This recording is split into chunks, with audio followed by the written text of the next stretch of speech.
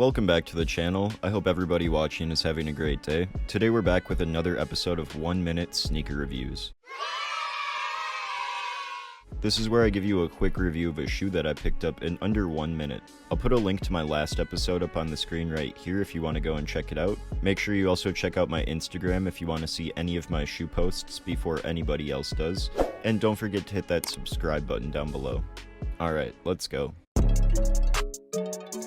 Today we're taking a look at a shoe I've always wanted, and thanks to Nike re-releasing all of the good OG pairs, I was finally able to get a pair. This is the Jordan Retro 4 Black Cat 2025 edition. This shoe was released on November 28th, 2025, right before the holidays, for a retail price of $220. The Air Jordan Retro 4 Black Cat brings back one of the most understated icons in the Jordan lineup. Covered entirely in black subtle touches of graphite, the sneaker lives up to its namesake, a nod to one of Michael Jordan's own nicknames from his playing days.